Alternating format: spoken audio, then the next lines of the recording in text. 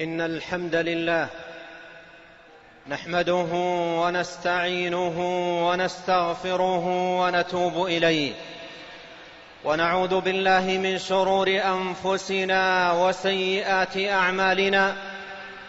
من يهده الله فلا مضل له، ومن يضلل فلا هادي له. وأشهد أن لا إله إلا الله وحده لا شريك له، وأشهد أن محمدًا عبده ورسوله وصفيه وخليله وأمينه على وحيه ومبلغ الناس شرعه. ما ترك خيرا إلا دل الأمة عليه، ولا شرا إلا حذرها منه، فصلوات الله وسلامه عليه وعلى آله وصحبه أجمعين. أما بعد، أيها المؤمنون عباد الله، اتقوا الله تعالى وراقبوه في السر والعلانية والغيب والشهادة، مراقبة من يعلم أن ربه يسمعه ويراه.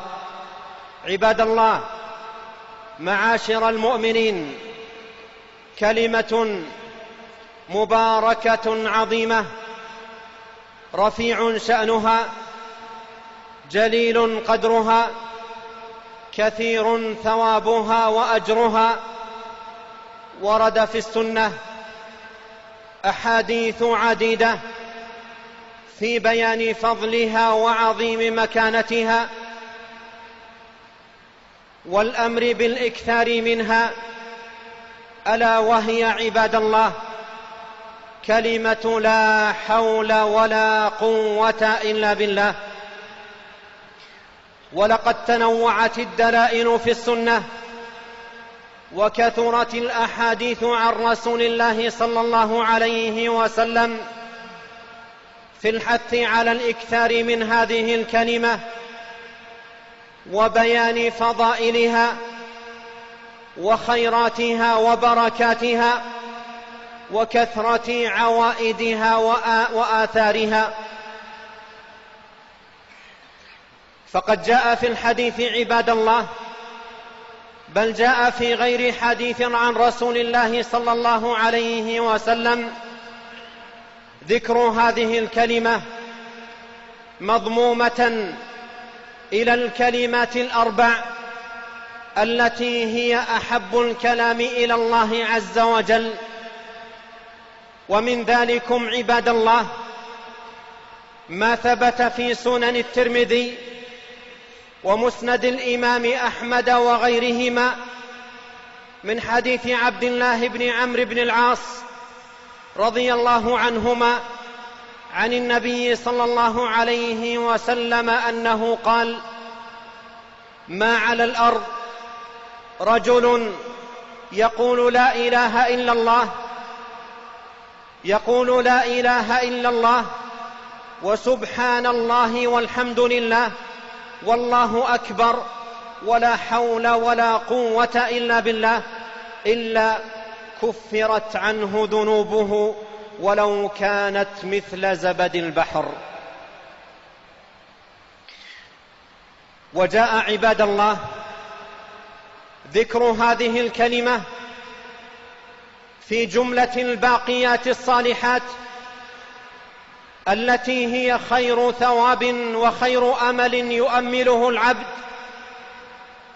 في حديث يرفع إلى النبي صلى الله عليه وسلم وفي سنده مقال، لكن تقرير ذلك جاء عن غير واحد من الصحابة والتابعين. ففي المسند للإمام أحمد أن عثمان بن عفان رضي الله عنه سئل عن الباقيات الصالحات ما هي، فقال: لا إله إلا الله والحمد لله وسبحان الله والله أكبر ولا حول ولا قوة إلا بالله. عباد الله، ومن فضائل هذه الكلمة أن النبي صلى الله عليه وسلم أخبر أنها كنز من كنوز الجنة. ففي الصحيحين عن أبي موسى الأشعري رضي الله عنه أن النبي صلى الله عليه وسلم قال: ألا أدلك على كلمة هي كنز من كنوز الجنة لا حول ولا قوة إلا بالله. والكنز عباد الله مال مجتمع لا يحتاج إلى جمع. ومن فضائلها عباد الله أنها باب من أبواب الجنة، فمن أكرمه الله ووفقه للإكثار منها في هذه الحياة هدي لهذا الباب. ففي المسند وغيره عن قيس بن سعد بن عبادة رضي الله عنهما أن النبي صلى الله عليه وسلم قال له: ألا أدلك على باب من أبواب الجنة؟ قلت: بلى يا رسول الله. قال: قل: لا حول ولا قوة إلا بالله. وجاء في المسند من حديث أبي هريرة حث النبي صلى الله عليه وسلم على الإكثار من هذه الكلمة العظيمة. فعن أبي هريرة رضي الله عنه أن النبي صلى الله عليه وسلم قال: أكثروا من قول لا حول ولا قوة إلا بالله، فإنها من كنز من كنوز الجنة. عباد الله، ومن فضائل لا حول ولا قوة إلا بالله تصديق الله جل وعلا لمن قالها، وهذا تاج وشرف وفضيلة عظمى ينالها من يكرمه الله عز وجل بهذه الكلمة تكرارا ومحافظة وعناية. ففي المسند وجامع الترمذي وغيرهما من حديث أبي هريرة وأبي سعيد الخدري رضي الله عنهما، وفيه أن النبي صلى الله عليه وسلم قال: وإذا قال العبد لا إله إلا الله ولا حول ولا قوة إلا بالله، قال الله: صدق عبدي، لا إله إلا أنا ولا حول ولا قوة إلا بي. قال العلامة ابن القيم رحمه الله تعالى: من صدقه الله تعالى لم يحشر مع الكذابين، ورجي له أن يحشر يوم القيامة مع الصادقين. ومن فضائلها أيها المؤمنون أنها من تحت عرش الرحمن، كما جاء في المستدرك للحاكم بسند قوي من حديث أبي هريرة أن النبي صلى الله عليه وسلم قال له: ألا أدلك على كلمة من تحت العرش من كنز من كنوز الجنة؟ تقول لا حول ولا قوة إلا بالله، تقول لا حول ولا قوة إلا بالله، فيقول الله تعالى: أسلم عبدي واستسلم. أيها المؤمنون، هذه جملة من الفضائل المتعددات والخيرات المتنوعات الثابتة عن الرسول الكريم عليه الصلاة والسلام في بيان شرف هذه الكلمة العظيمة وعظيم شأنها وعلو مكانتها وأهمية الإكثار منها في حياة المسلم في لياليه وأيامه.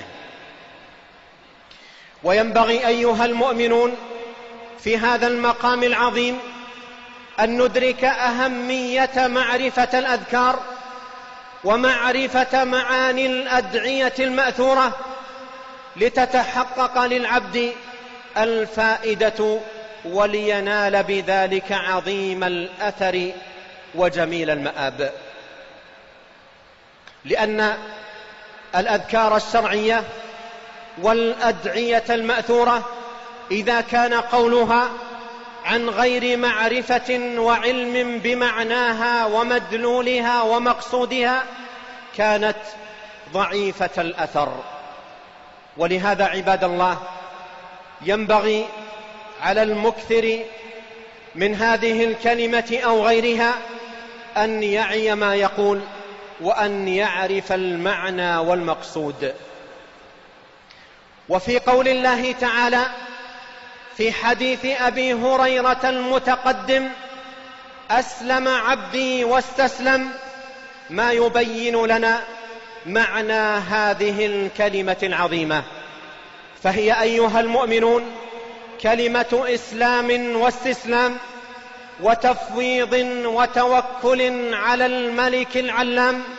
هي أيها المؤمنون كلمة إيمان بالقضاء والقدر، وأن الأمور كلها بيد الله عز وجل، وأن المخلوقات جميعها طوع تدبيره وتسخيره وقضائه وقدره، فما شاء الله كان وما لم يشأ لم يكن، فما شاء الله كان وما لم يشأ لم يكن، ولا حول ولا قوة إلا بالله العلي العظيم.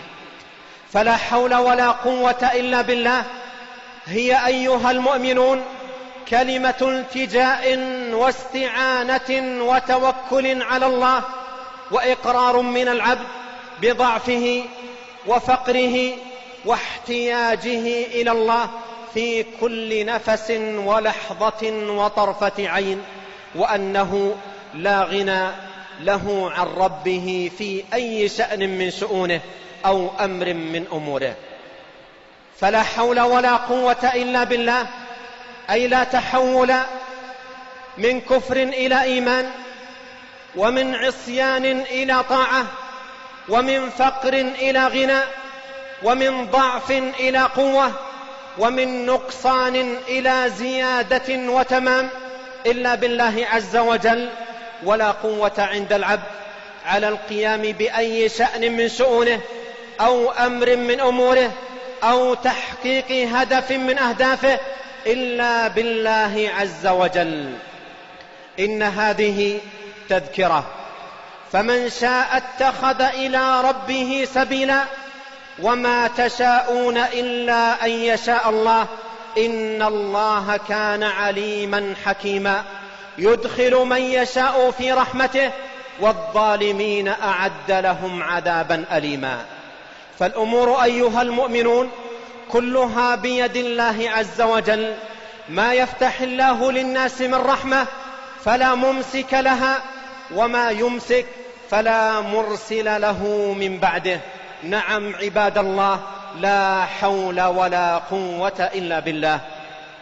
عباد الله، هذه الكلمة كلمة عظيمة مباركة، وهي كلمة استعانة بالله.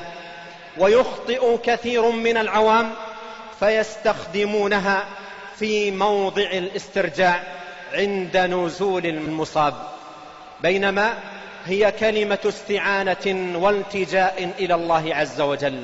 ولهذا شرع لنا إذا قال المؤذن حي على الصلاة حي على الفلاح أن نقول لا حول ولا قوة إلا بالله، طالبين بذلك عون الله ومده وتوفيقه.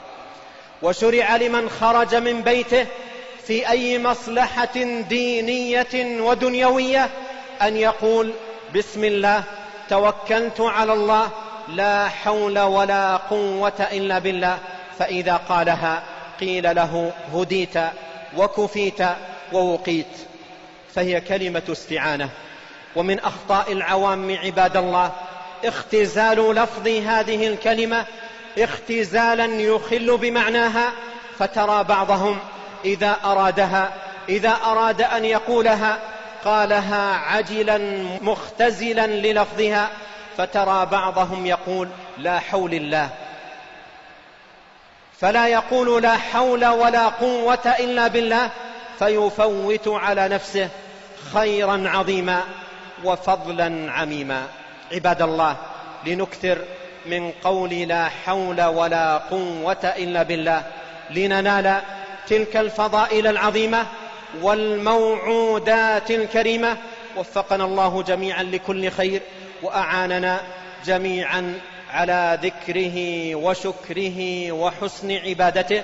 أقول هذا القول وأستغفر الله لي ولكم ولسائر المسلمين من كل ذنب، فاستغفروه يغفر لكم، إنه هو الغفور الرحيم.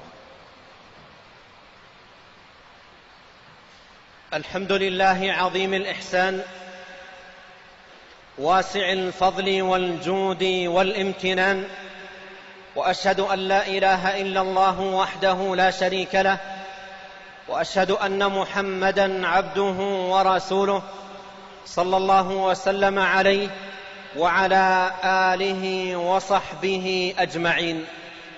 أما بعد، عباد الله، اتقوا الله تعالى وراقبوه مراقبة من يعلم أن ربه يسمعه ويراه. عباد الله، تعلمون رعاكم الله ما يترتب على تأخر نزول الأمطار وقلة نزولها من جدب في الأرض وتضرر للزروع والماشية، وما يترتب على ذلك أيضا من أنواع المضار المتعددة. وتعلمون عباد الله فقر العباد الشديد إلى الله واحتياجهم إليه سبحانه في كل نفس وطرفة عين. وفي مثل هذه الحال يشرع للعباد التوبة إلى الله وكثرة الاستغفار والإنابة إليه عز وجل والدعاء والتضرع والإلحاح على الله جل وعلا بالسؤال. ويشرع عباد الله تقديم الصدقة وبذل الإحسان والمعروف. ويشرع عباد الله كما جاءت بذلك السنة الاجتماع للصلاة والدعاء والإلحاح على الله جل وعلا والسؤال. وقد وجه ولي الأمر وفقه الله تعالى وحفظه وسدده إلى إقامة صلاة الاستسقاء في المساجد يوم الاثنين القادم بعد شروق الشمس. فينبغي علينا جميعا عباد الله أن نبادر إلى هذه الصلاة وأن نقبل على الله جل وعلا بقلوب خاشعة ونفوس مقبلة وقوة طمع ورجاء وإلحاح على الله جل وعلا. ونسأل الله عز وجل لنا جميعا العون والتوفيق والهداية إلى كل خير. وصلوا وسلموا رعاكم الله على محمد بن عبد الله كما أمركم الله بذلك في كتابه، فقال: إن الله وملائكته يصلون على النبي يا أيها الذين آمنوا صلوا عليه وسلموا تسليما. وقال صلى الله عليه وسلم: من صلى علي واحدة صلى الله عليه بها 10. اللهم صل على محمد وعلى آل محمد كما صليت على إبراهيم وعلى آل إبراهيم إنك حميد مجيد. وبارك على محمد وعلى آل محمد كما باركت على إبراهيم وعلى آل إبراهيم إنك حميد مجيد. وارض اللهم عن الخلفاء الراشدين الأئمة المهديين أبي بكر وعمر وعثمان وعلي. وارض اللهم عن الصحابة أجمعين وعن التابعين ومن تبعهم بإحسان إلى يوم الدين، وعنا معهم بمنك وكرمك وإحسانك يا أكرم الأكرمين. اللهم أعز الإسلام والمسلمين وأذل الشرك والمشركين ودمر أعداء الدين واحمي حوزة الدين يا رب العالمين. اللهم أعنا ولا تعن علينا، وانصرنا ولا تنصر علينا، وامكر لنا ولا تمكر علينا، واهدنا ويسر الهدى لنا، وانصرنا على من بغى علينا. اللهم اجعلنا لك شاكرين، لك ذاكرين، إليك أواهين منيبين، لك مخبتين، لك مطيعين. اللهم تقبل توبتنا واغسل حوبتنا وثبت حجتنا واهد قلوبنا وسدد ألسنتنا واسلل سخيمة صدورنا. اللهم أصلح ذات بيننا وألف بين قلوبنا واهدنا سبل السلام وأخرجنا من الظلمات إلى النور، وبارك لنا في أسماعنا وأبصارنا وأزواجنا وذرياتنا وأموالنا وأوقاتنا، واجعلنا مباركين أينما كنا. اللهم وفق ولي أمرنا لهداك وأعنه على طاعتك يا ذا الجلال والإكرام، ووفق جميع ولاة أمر المسلمين لما تحبه وترضاه.